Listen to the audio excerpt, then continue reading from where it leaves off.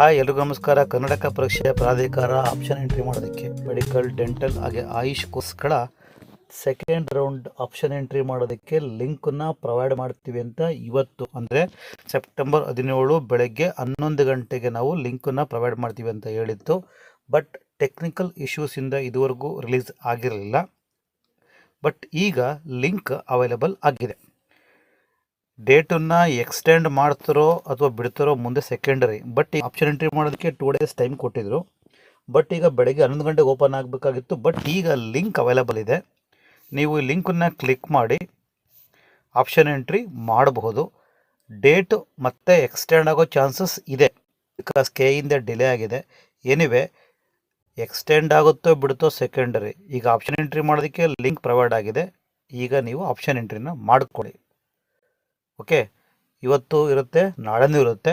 ನಿಮ್ಗೆ ಯಾವ ಕಾಲೇಜ್ಗಳು ಬೇಕೋ ಆ ಕಾಲೇಜ್ಗಳು ಮಾತ್ರ ಆ್ಯಡ್ ಮಾಡಿ. ಸಪೋಸ್ ಸೀಟ್ ಸಿಕ್ಕಿದ್ರು ಆ ಕಾಲೇಜಿಗೆ ಹೋಗಲ್ಲ ಅನ್ನಂಗಿದ್ರೆ ಆ ಕಾಲೇಜ್ಗಳನ್ನ ಡಿಲೀಟ್ ಮಾಡಿ. ಹಾಗಾಗಿ ನೀವು ಸೀಟ್ ಸಿಕ್ಕಿದ್ರೆ ಅಡ್ಮಿಷನ್ ಆಗ್ತೀವಿ ಅನ್ನೋಂಗಿದ್ರೆ ಆ್ಯಡ್ ಮಾಡಿ. ಸುಮ್ಮನೆ ಏನೋ ಟ್ರಯಲ್ ಆ್ಯಂಡ್ ಎರರ್ ನಾವು ಚೆಕ್ ಮಾಡ್ತೀವಿ ಅಂತ ಹೇಳಿ ಸೀಟ್ ಸಿಕ್ಕಿದ ಮೇಲೆ ಕ್ಯಾನ್ಸಲ್ ಮಾಡ್ಕೊಳಕ್ಕೆ ಹೋಗಿ ಪೆನಾಲ್ಟಿಗಳನ್ನ ಕಟ್ಟಕ್ಕೆ ಹೋಗಬೇಡಿ. ಇಷ್ಟು ಮಾತು ಹೇಳ್ತಾ ವಿಡಿಯೋ ಮುಗಿಸ್ತಾ ಇದ್ದೀನಿ.